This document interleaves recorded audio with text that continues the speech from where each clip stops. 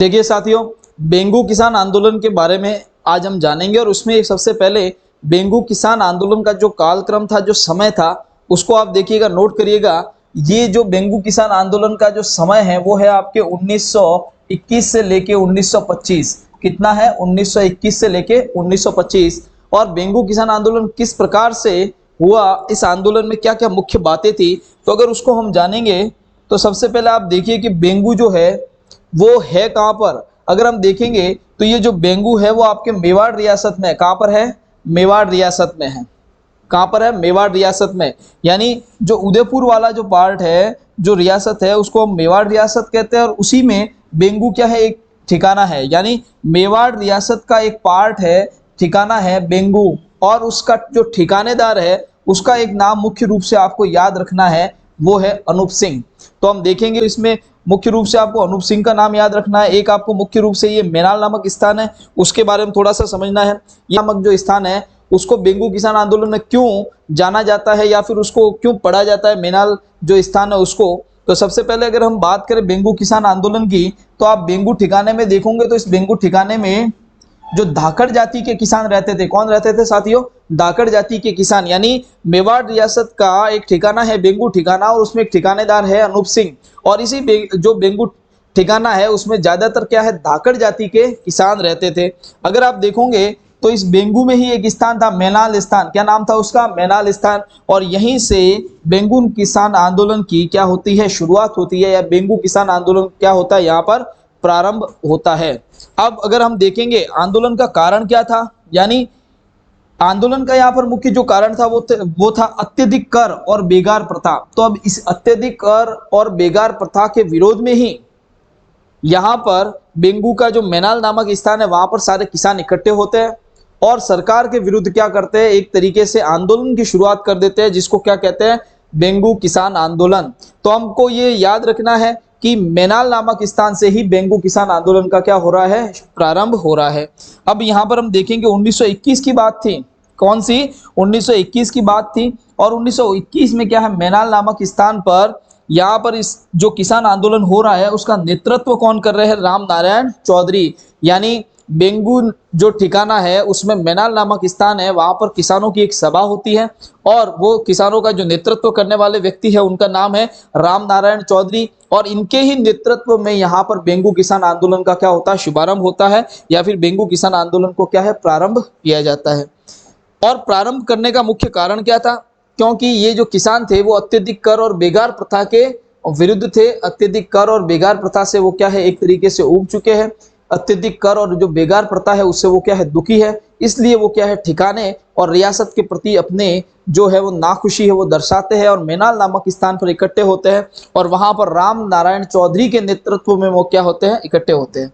अब यहाँ पर आप देखोगे ये 1921 की बात थी जब मेनाल नामक स्थान पर राम नारायण चौधरी के नेतृत्व में क्या है? किसान इकट्ठे होते हैं और एक तरीके से विरोध प्रारंभ करते। बात है 1922 की। कब की बात है? 1922 की। 1921 में क्या हो रहा है? आंदोलन का प्रारंभ हो रहा है। 1922 में बेंगू में एक स्थान है मंडावरी। तो ये एक मंडावरी नामक स्थान को आप याद रखिएगा। बेंगू में कौन सा स्थान है? मंडावरी। एक स्थान था मेनाल स्थान जहां से शुभारंभ हो रहा है या प्रारंभ हो रहा है आंदोलन का। और दूसरा कौन सा है? मंडावरी स्थान है। कौन सा है? मंडावरी। यहाँ पर किसान क्या करते हैं? सभा का आयोजन करते हैं। क्या करते हैं साथियों? सभा का आयोजन करते हैं। लेकिन इस सभा के आयोजन में क्या है?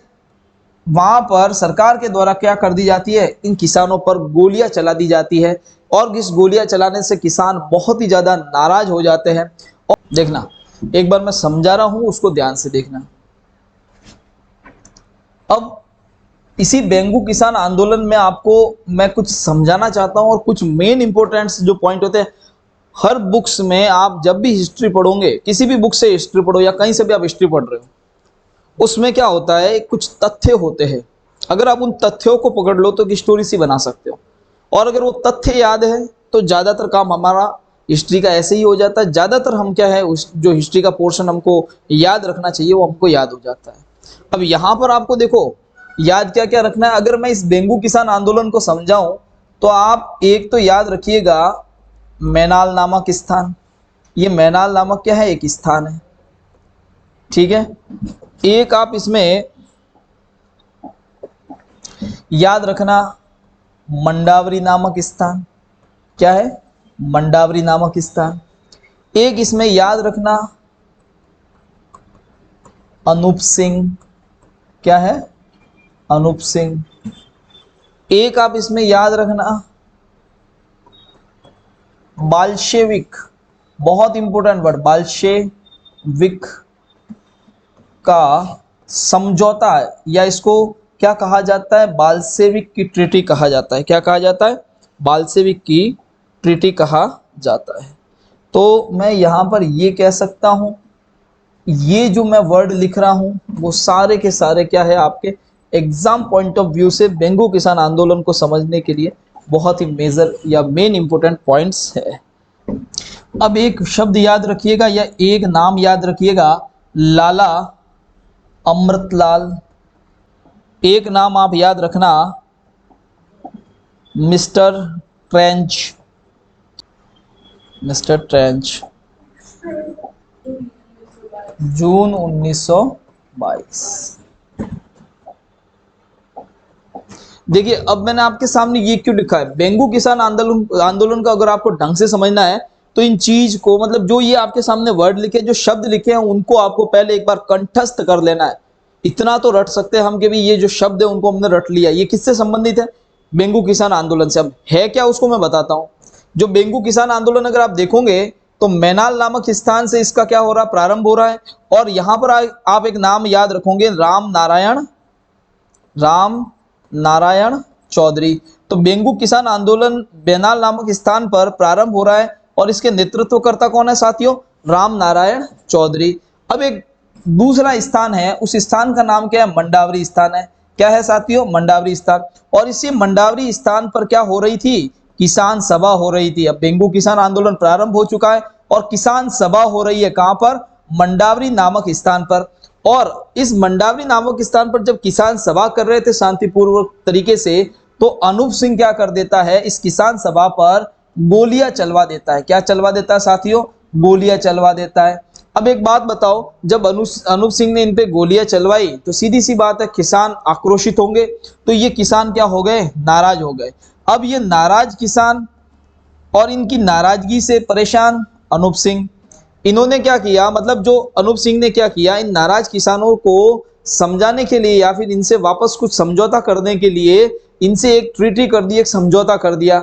और वो समझौता किया गया सन 1922 में, जून 1922 में नाराज किसानों से क्या कर दिया, इन्होंने वापस समझौता कर दिया। लेकिन मेवाड़ रियासत को यह समझौता बिल्कुल नागवार गुजरा, यानी मेवाड़ रियासत को यह समझौता बिल्कुल अच्छा नहीं लगा।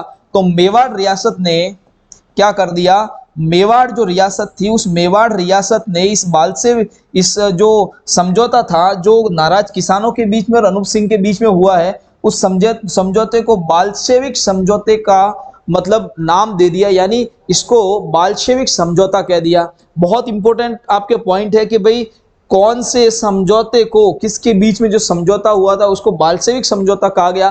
तो बेंगू किसान आंदोलन के समय किसानों के बीच में और अनूप सिंह के बीच में जो समझौता हुआ उसको मेवाड़ रियासत ने क्या कहा है? बाल्शेविक का समझौता। अब इसके आगे के क्रम में देखेंगे तो मेवाड़ रियासत ने जब इसको बाल्शेविक का समझौता कहा, इसका मतलब वो बिल्कुल नाराज है अनूप सिंह से, और इन्होंने क्या कर दिया, इस अनूप सिंह को क्या कर दिया, नजरबंद कर दिया उदयपुर में। क्या कर दिया? नजरबंद। उनको बुलाया उदयपुर और वहीं पर उनको क्या कर दिया? नजरबंद कर दिया। अब वहां पर उनको नजरबंद कर दिया तो अब जो आपके बेंगू ठिकाना है वहां पर किसी न किसी को तो भेजेंगे ये। तो प्रशासक के तौर पे उन्होंने वहां पर किसको भेजा? लाला अमृतलाल को भेजा। और उन्होंने क्या कहा मेवाड़ रियासत ने कि भाई ये जो बेंगू के जो ठिकाना है उसको आज से आप क्या करोगे? संभालोगे।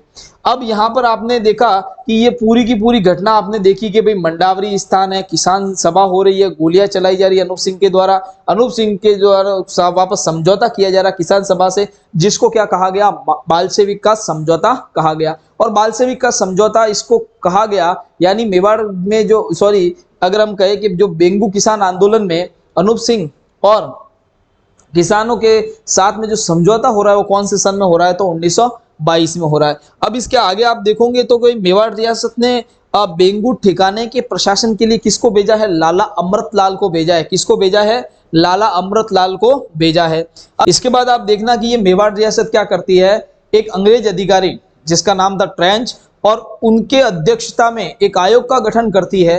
बेंगू किसानों के जो बेंगू ठिकाना है वहां पर जो किसान जिस तरीके से आंदोलन कर रहे थे, तो उनको जांच के लिए, मतलब बेंगू के जो किसान थे उन बेंगू किसानों की हालात की जानकारी के लिए या फिर उनके साथ जो अन्याय हो रहा है उसकी जानकारी के लिए क्या करती है मेवाड़ रियासत, मिस्टर ट्रेंच के जो मतलब अंग्रेजी अधिकारी था, तो ट्रेंच की अध्यक्षता में एक आयोग का गठन करती है जिसको क्या कहा गया, मिस्टर ट्रेंच आयोग कहा गया। तो आप याद रखिएगा कि ये मिस्टर ट्रेंच आयोग किससे संबंधित है, बेंगू किसान आंदोलन से संबंधित है।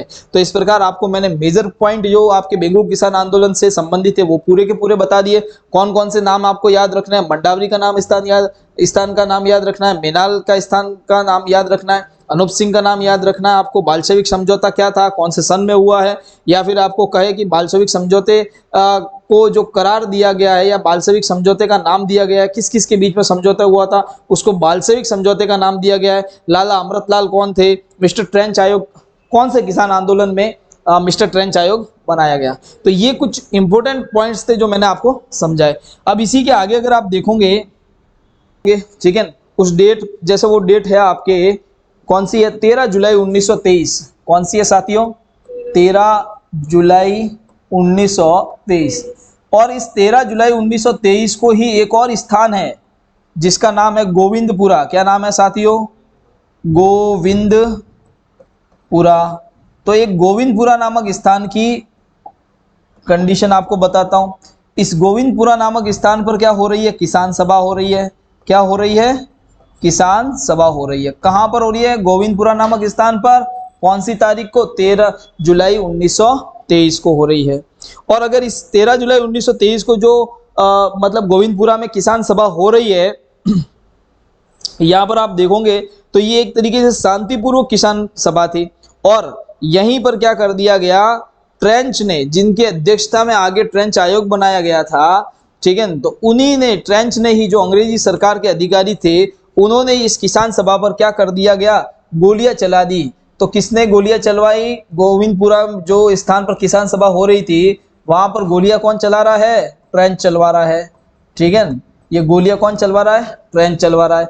और गोलियां चलवाने से यहां पर दो किसान नेता जिनका नाम था रूपा जी और क्या नाम था, कृपा जी, ये रूपा जी और कृपा जी जो है यहां पर ये दोनों क्या हो जाते हैं साथियों, शहीद हो जाते हैं।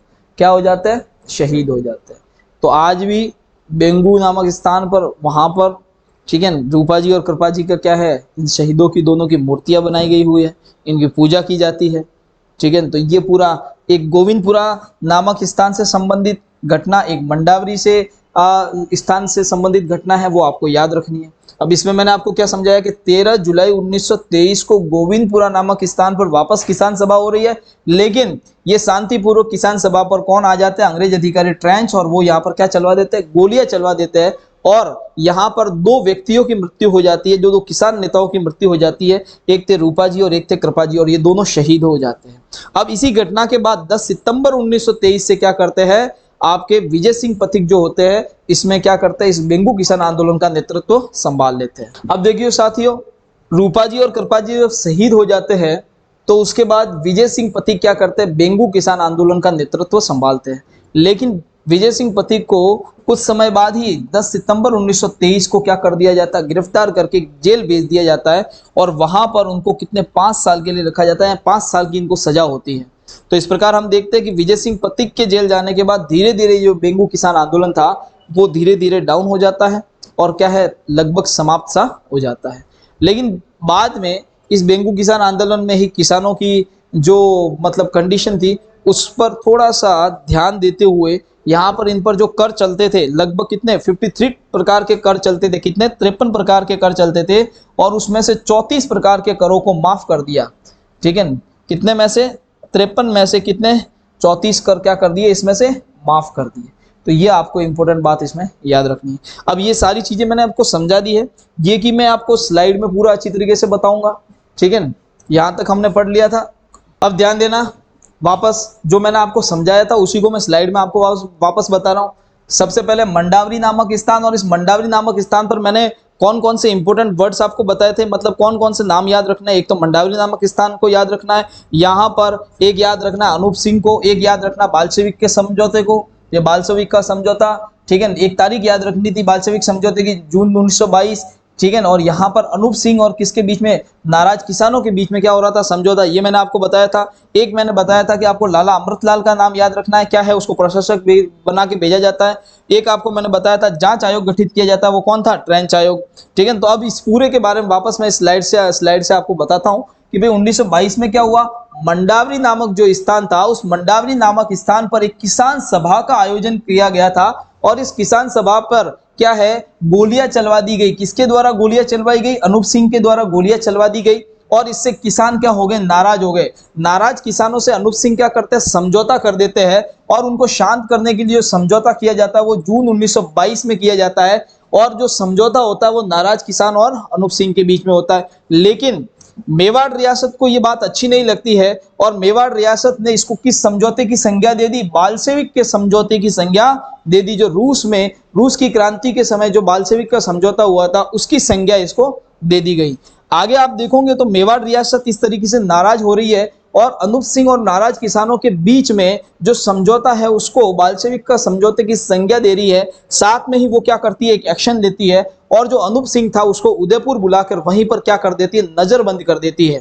और वहां से उदयपुर से किसको, लाला अमृतलाल को बेंगू भेजा जाता है वहां का प्रशासक बनाकर। यानी आप बेंगू, मतलब लाला अमृतलाल को कहा जाता है कि आप बेंगू जाओगे और वहां का एडमिनिस्ट्रेशन या प्रशासन आप संभालोगे। अब इसके आगे क्या होता है कि आंदोलन की जांच के लिए सरकार क्या करती है, एक आयोग का गठन करती है। ट्रेंच जो अंग्रेज अधिकारी होते हैं उनकी अध्यक्षता में एक आयोग का गठन किया जाता है जिसको कहा जाता है ट्रेंच आयोग। अब देखिए ये ट्रेंच आयोग का गठन किया जाता है, लेकिन ये ट्रेंच आयोग किसके अध्यक्षता में गठित किया गया, अंग्रेज अधिकारी की अध्यक्षता में। और ये अंग्रेज अधिकारी बिल्कुल भी किसानों के पक्ष में नहीं होता है। अब इसी ट्रेंच आयोग की एक रिपोर्ट आती है जो कि किसानों के थोड़ी सी अपोज में होती है और इस पर विचार करने के लिए कि भाई ट्रेंच ने कैसी रिपोर्ट दी है, इस पर विचार करने के लिए गोविंदपुरा नामक स्थान पर 13 जुलाई 1923 को सभी किसान इकट्ठे होकर क्या करते हैं, एक सभा का आयोजन करते हैं। क्या करते हैं, एक सभा का आयोजन करते हैं। अब ट्रेंच को ये बात बुरी लगती है और वो क्या करता है, उस सभा के वहां पर जाकर उन पर क्या चलवा देता है, गोलियां चलवा देता है। तो यहाँ पर एक बात ध्यान देना साथियों, 2 बार आंदोलन हो रहा है 2 स्थान पर, एक तो मंडावरी पर, एक कहां पर हो रहा है, गोविंदपुरा पर। मंडावरी नामक स्थान पर जो आंदोलन हो रहा है उस पर जो किसानों पर गोलियां चलवाई जा रही है अनूप सिंह के द्वारा।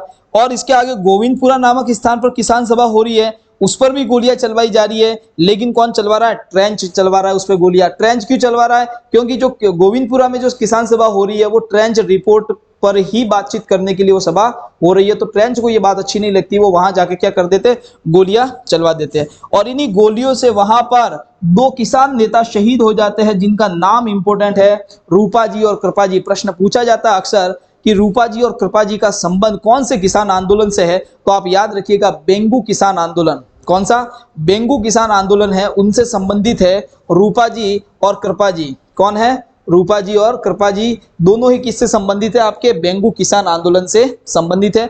दोनों ही किसान नेता थे जो कि वहां पर गोविंदपुरा में जो सभा हो रही थी उस पर ट्रेंच ने क्या कर दी थी, गोलियां चलवाई और उसमें ये दोनों क्या हो गए थे, शहीद हो गए थे। आगे मैंने आपको बताया था कि गोविंदपुरा की घटना के बाद क्या करते हैं, विजय सिंह पथिक जो होते हैं इस आंदोलन का नेतृत्व संभालते हैं। यानी गोविंदपुरा की जो घटना होती है उस घटना के बाद विजय सिंह पथिक वहां पर बेंगू में आते हैं और उस किसान आंदोलन का नेतृत्व प्रारंभ करते हैं। लेकिन विजय सिंह पथिक को 10 सितंबर 1923 को, कब, 10 सितंबर 1923 को क्या कर दिया जाता है, गिरफ्तार करके जेल भेज दिया जाता है। उनको कितने, 5 साल की सजा दी जाती है। कितने साल की, 5 साल की सजा दी जाती है। और बाद में धीरे धीरे ये आंदोलन क्या हो जाता है, धीमा पड़ जाता है और फिर क्या हो जाता है, लगभग समाप्त सा हो जाता है। यानी आप देखोगे कि फिर बाद में रियासतों के द्वारा या अंग्रेज जो सरकार है उनके द्वारा क्या किया गया, 54 करोड़ में से 23 करोड़ को समाप्त कर दिया गया और इस प्रकार थोड़ा सा किसानों को क्या की दी गई, रियायत दी गई। तो इस प्रकार हमने आज जो बेंगू किसान आंदोलन के बारे में इंपॉर्टेंट पढ़ा है डाटा, और ये बहुत ही मोस्ट इंपोर्टेंट आपका किसान आंदोलन है। इसमें आपको मंडावरी नामक स्थान, मेनाल नामक स्थान, इसमें आपको रूपा जी, कृपा जी, अनूप सिंह, राम नारायण चौधरी जिन्होंने की मैनाल नामक स्थान से इस बेंगू किसान आंदोलन का नेतृत्व किया था। उसके बाद आपको इसमें ट्रेंच आयोग से संबंधित बात याद रखनी है। ट्रेंच आयोग की रिपोर्ट की जो रिपोर्ट पर वार्ता के लिए किसान आंदोलन मतलब किसान सभा हुई वो गोविंदपुरा में हुई, ये आपको याद रखना है। गोविंदपुरा से अगर आप देखोगे कि वहां पर गोलियां चलाई गई तो 2 व्यक्ति वहां पर शहीद हुए, किसान नेता शहीद हुए, जिनका नाम था रूपाजी कृपाजी, उनको बारे में आप याद रखोगे। इसके साथ ही आप देखोगे कि बाद में विजय सिंह पथिक इसका नेतृत्व करते इस आंदोलन का, और उनके गिरफ्तारी के बाद यह आंदोलन क्या हो जाता है, लगभग समाप्त सा हो जाता है। एक इंपॉर्टेंट प्रश्न इसमें यह भी था कि जो बेंगू किसान आंदोलन है उसमें एक समझौता हुआ था नाराज किसानों के बीच में और अनूप सिंह के बीच में। और ये समझौता क्यों हुआ था, क्योंकि अनूप सिंह ने क्या किया था, जो मंडावरी नामक स्थान पर किसान सभा आयोजन हुई थी उस पर गोलियां चलवा दी थी और इससे किसान नाराज हो गए थे। उन नाराज किसानों को शांत करने के लिए क्या हुआ था कि एक समझौता हुआ अनूप सिंह और नाराज किसानों के बीच में, और ये समझौता किसको सही नहीं लगा, मेवाड़ रियासत को ये समझौता अच्छा नहीं लगा और इस समझौते को एक बहुत ही मेन इंपॉर्टेंट समझौते की संज्ञा दी गई, और वो समझौता था बालसेविक समझौता। यानी अनूप सिंह और नाराज किसानों के बीच में जो समझौता होता है उसको बालसेविक समझौते की संज्ञा दी गई है, किसके द्वारा, मेवाड़ रियासत के द्वारा। अब इसके आगे आपने देखा कि मेवाड़ रियासत ने अनूप सिंह को नजरबंद भी कर दिया था और एक मेन इंपॉर्टेंट शख्स जिसका नाम है लाला अमृतलाल को बेंगू का प्रशासक बना के भेजा। तो यहाँ पर आपने ये देखा कि मेजर जो इंपॉर्टेंट पॉइंट्स है उनके डाटा को आप याद रखिए और पूरी स्टोरी आप दिमाग में रखिए। तो जो भी आपके एग्जाम में क्वेश्चन आएंगे आपके दिमाग में ये स्टोरी आएगी, ऑटोमेटिकली आप उसके आंसर को क्लिक कर सकते हो। चलिए, मातृभूमि एकेडमी के ऑनलाइन प्लेटफॉर्म पे स्वागत है आप सबका। आज का जो मेरा टॉपिक है वो है बूंदी किसान आंदोलन। आज आपकी जैसे ये मैं क्लास लेके आया हूँ बूंदी किसान आंदोलन, आप ध्यान से पढ़िएगा, इसको समझिएगा क्या है इसमें इम्पोर्टेंट पॉइंट्स, किस तरीके से इस जो बूंदी किसान आंदोलन है उसमें कौन से इम्पोर्टेंट क्वेश्चन बन सकते हैं, और एक तरीके से इसकी पूरी जो मतलब इसकी जो कहानी है या फिर इसका जो भी घटनाक्रम है अपने दिमाग में आप इस तरीके से छापोगे कि एग्जाम पॉइंट ऑफ व्यू से कौन कौन से इंपॉर्टेंट प्रश्न बनते हैं वो हमारे दिमाग में एनी टाइम रहने चाहिए। है इस बूंदी किसान आंदोलन में कौन कौन से इंपॉर्टेंट पॉइंट्स है जो हमको इसमें याद रखने हैं। सबसे पहले अगर मैं बात करूं बूंदी किसान आंदोलन की, तो इस बूंदी किसान आंदोलन को बरड़ किसान आंदोलन भी कहते हैं। क्या कहते हैं, बरड़ किसान आंदोलन। यानी बूंदी किसान आंदोलन हो या बरड़ किसान आंदोलन हो, ये दोनों एक ही माने जाते हैं। देखिए साथियों, बूंदी किसान आंदोलन को समझने से पहले आप अगस्त 1920 में क्या हुआ इसको समझिए। अगस्त 1920 की बात है, डाबी नामक एक स्थान था बूंदी में, और इस डाबी नामक स्थान पर किसानों ने क्या किया, एक पंचायत की स्थापना की। किसकी स्थापना की, पंचायत की स्थापना की। अगर मैं बात करूं इस किसान पंचायत की, तो इसके जो प्रथम अध्यक्ष बनाए गए थे उनका नाम था हरला भड़क। क्या नाम था, हरला भड़क। तो एक इंपॉर्टेंट क्वेश्चन बनता है कि बूंदी किसान आंदोलन में जो डाबी में किसान पंचायत हुई उसके प्रथम अध्यक्ष कौन थे, तो उनके नाम क्या है, हरला भड़क। अगर हम इसके आगे बात करें तो आप देखोगे कि जो राजस्थान सेवा संघ है उसका बूंदी किसान आंदोलन से कहीं कहीं थोड़ा सा कनेक्शन है। वो कैसे, आप देखिएगा कि जो राजस्थान सेवा संघ था उसी के मार्गदर्शन में, किसके, इसी के मार्गदर्शन में क्या होता है, 1922 में सरकार के विरुद्ध क्या हो जाता है, एक आंदोलन शुरू किया जाता है, एक विद्रोह शुरू किया जाता है। यानी अगर मैं बात करूं राजस्थान सेवा संघ की, तो राजस्थान सेवा संघ को पहले हम समझ लेते हैं कि राजस्थान सेवा संघ क्या था। तो आपको पता है कि 1919 में राजस्थान सेवा संघ की स्थापना होती है। कब होती है, 1919 में। और 1919 में राजस्थान सेवा संघ की स्थापना कौन करता है, विजय सिंह पथिक के द्वारा की जाती है। कहां पर की जाती है, महाराष्ट्र के वर्धा में इसकी स्थापना की जाती है। तो राजस्थान सेवा संघ की जो स्थापना है वो किसके द्वारा की गई है, विजय सिंह पथिक के द्वारा। और कहां पर की जा रही है, महाराष्ट्र के वर्धा में इसकी स्थापना की जा रही है। और इसका जो कार्यालय था वो कहां पर स्थापित किया गया था, अजमेर में। अब देखिएगा ये जो राजस्थान सेवा संघ है इसी के मार्गदर्शन में, यानी इन्हीं के मार्गदर्शन में क्या हो रहा है, बूंदी किसान आंदोलन की शुरुआत हो रही है। यानी सरकार के विरुद्ध एक आंदोलन हो रहा है और सरकार के विरुद्ध क्या हो रहा है, विद्रोह प्रारंभ किया जा रहा है। तो राजस्थान सेवा संघ के मार्गदर्शन में ही 1922 में क्या किया जा रहा है, बूंदी में सरकार के विरुद्ध क्या किया जा रहा है, विद्रोह किया जा रहा है। और आप देखोगे कि राजस्थान सेवा संघ के मार्गदर्शन में, तो राजस्थान सेवा संघ के जो कार्यकर्ता थे वो कौन थे जिन्होंने बूंदी किसान आंदोलन में सहयोग किया, तो उनका नाम है हरिभाई किंकर, राम नारायण चौधरी और पंडित नैनूराम शर्मा जी। तो आप देखोगे अगर प्रश्न बनता है कि राजस्थान सेवा संघ के कौन से कार्यकर्ताओं ने बूंदी किसान आंदोलन में भाग लिया, तो आप ये तीनों नाम याद रखोगे, हरिभाई किंकर, राम नारायण चौधरी और पंडित नैनूराम शर्मा। अब इसमें आगे अगर आप देखोगे तो देखिए एक इंपॉर्टेंट प्रश्न ये भी बन सकता है कि राजस्थान सेवा संघ की स्थापना कब हो रही है? 1919 में हो रही है। कहां पर हो रही है? महाराष्ट्र के वर्धा में इसकी स्थापना हो रही है। इसके आगे अगर आप देखते हो कि भाई राजस्थान सेवा संघ का पहला जो कार्यालय था वो कहाँ स्थापित किया गया था, तो वो अजमेर में स्थापित किया गया था। ये एक बहुत ही महत्वपूर्ण पॉइंट है इसमें। चलिए इसके आगे देखते हैं कि भाई किस तरीके से बूंदी किसान आंदोलन आगे बढ़ रहा है। ये अगर मैं बात करूं बूंदी किसान आंदोलन की, तो इस बूंदी किसान आंदोलन का जो नेतृत्व किया था वो नेतृत्वकर्ता कौन थे? नानक भील थे। कौन थे? नानक भील। ये मैंने नानक भील एक क्रांतिकारी जो है इनकी मैंने आपको यहाँ पर एक इमेज बताई हुई है। तो अगर कहा जाए कि बूंदी किसान आंदोलन का नेतृत्व किसके द्वारा किया जा रहा है, तो नानक भील के द्वारा। लेकिन अगर बूंदी किसान आंदोलन में कौन से संगठन ने सहयोग किया, तो आप याद रखोगे राजस्थान सेवा संघ। राजस्थान सेवा संघ की स्थापना किसने की? विजय सिंह पथिक ने की। राजस्थान सेवा संघ के कौन कौन से कार्यकर्ता थे जिन्होंने बूंदी किसान आंदोलन में क्या किया है? भाग लिया है, या जिनके मार्गदर्शन में बूंदी किसान आंदोलन आगे बढ़ा है, तो ये नाम आपको याद रखने, हरिभाई किंकर, राम नारायण चौधरी और नैनूराम शर्मा। अब अगर इसके आगे मैंने आपको बताया कि जो नानक भील थे उन्होंने बूंदी किसान आंदोलन का क्या किया है? नेतृत्व किया है। यानी बागडोर जो संभाली है वो किसने संभाली है? नानक भील ने संभाली है। आगे बात की जाए कि भाई बूंदी में इस तरीके से जब आंदोलन हो रहा है सरकार के विरुद्ध, मतलब एक तरीके से विद्रोह हो रहा है, तो सरकार ने भी क्या किया? एक जांच कमेटी बनाई। क्या बनाई? एक जांच कमेटी। और ये जांच कमेटी कौन बना रहा है? बूंदी सरकार। तो बूंदी सरकार क्या कर रही है? एक जांच कमेटी का गठन कर रही है। और उस जांच कमेटी में इंपॉर्टेंट नाम याद रखिएगा, आरबी मदन मोहन लाल। क्या नाम है? आरबी मदन मोहन लाल और महाराजा हरिनाथ सिंह। क्या थे? हरिनाथ सिंह। ये दोनों इस जांच कमेटी में थे। तो अगर प्रश्न कहा जाए कि जो बूंदी किसान आंदोलन है उसमें बूंदी सरकार के द्वारा जो जांच कमेटी बनाई गई उसमें कौन कौन से सदस्य थे, या फिर जो जांच कमेटी है किसके नेतृत्व में बनाई गई, तो कौन थे? आरबी मदन मोहन लाल। और दूसरे कौन थे? महाराजा हरिनाथ सिंह के नेतृत्व में क्या किया गया? एक जांच कमेटी को बनाया गया। अब आगे बात की जाती है कि भाई इसी बूंदी किसान आंदोलन में आपको पता चला कि नानक भील जी इसका नेतृत्व कर रहे हैं। इसमें जांच कमेटी सरकार के द्वारा बनाई जा रही है। लेकिन 1922 में, मई 1922 में एक वहां पर इंपोर्टेंट घटना होती है। और क्या घटना होती है आप देखिएगा कि महिलाओं के एक दल ने क्या किया? वहां पर एक तरीके से सरकार के विरुद्ध धावा बोलकर 17 आंदोलनकारियों को मुक्त करवा दिया। क्या किया? 17 आंदोलनकारियों को मुक्त करवा दिया। यानी जो बूंदी सरकार थी उन्होंने कुछ आंदोलनकारियों को गिरफ्तार किया हुआ था, तो महिलाओं के एक संगठन ने क्या किया?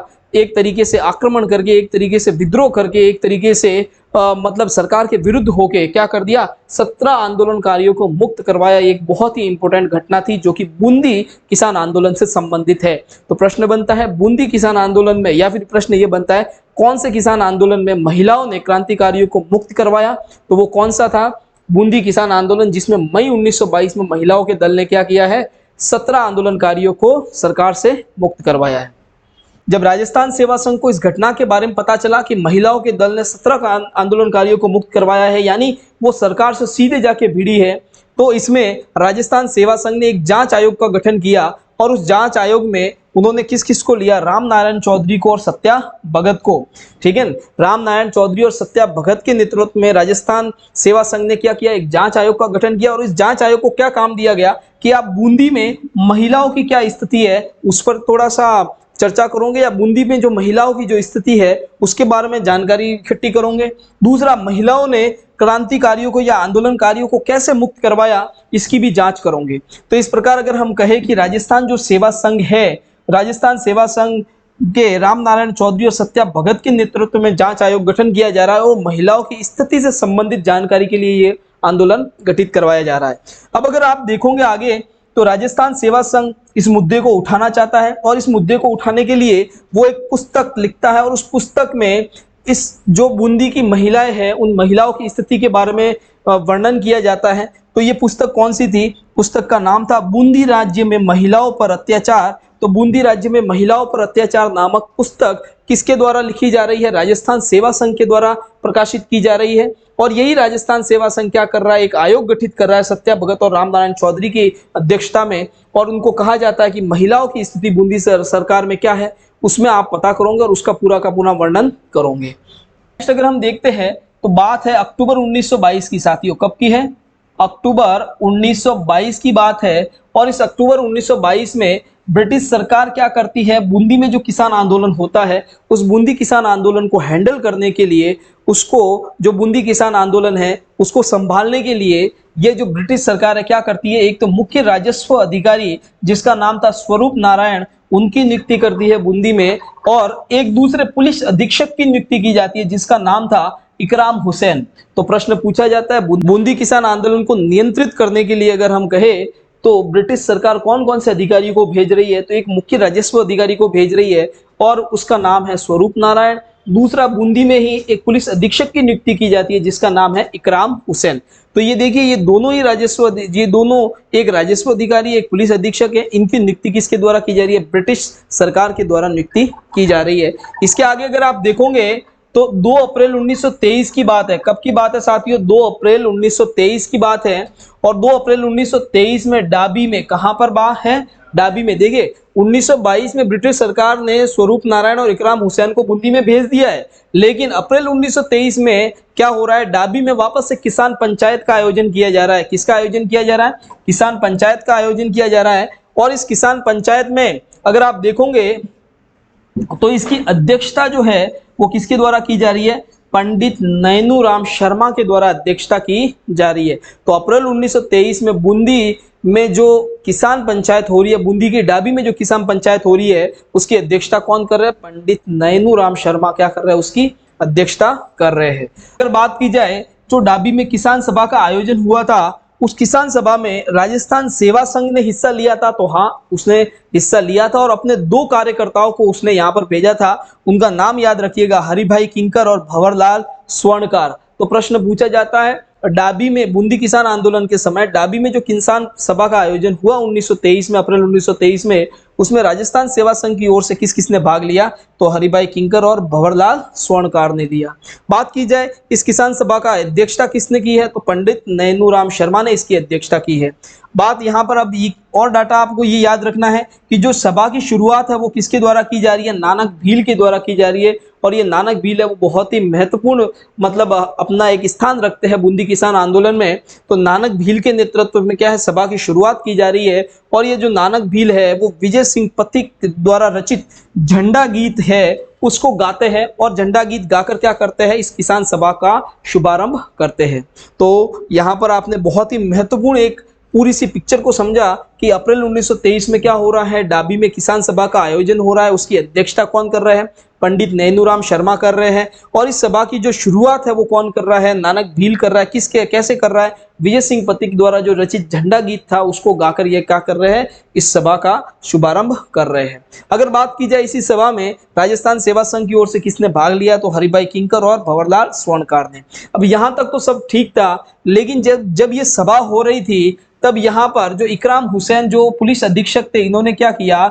यहाँ पर आकर इस सभा को रोकने की कोशिश की और जब वो इसमें सफल नहीं हुए तो उन्होंने क्या कर दिया? यहाँ पर गोलियां चलवा दी और गोलियां चलाने का आदेश दे दिया।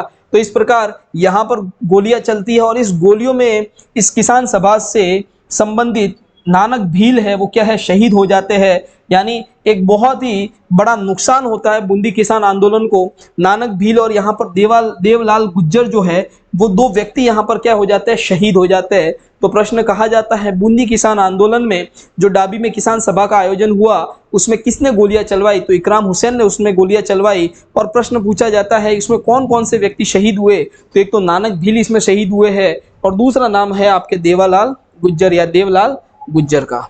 आगे बात की जा रही है कि जो ये किसान आंदोलन था, जो बूंदी किसान आंदोलन था, इस बूंदी किसान आंदोलन में अगर आप बात करोगे, देखो 1923 अप्रैल 1923 में डाबी में पंचायत हो रही है, गोलियां चल रही है, लेकिन मई की कौन सी तारीख? 10 मई 1923 को क्या हो रहा है? इस जो आंदोलन है इसको दबाने के लिए नैनूराम शर्मा को गिरफ्तार कर दिया जाता है। यानी जो गोलियां चलवाई गई, उन गोलियां चलवाने के बाद जो उनकी अध्यक्षता कर रहे थे उस सभा की, पंडित नैनूराम शर्मा, उनको क्या कर दिया जाता है, गिरफ्तार कर दिया जाता है और उनको 4 वर्ष की सजा सुना दी जाती है। कितने वर्ष की? 4 वर्ष की सजा सुना दी जाती है।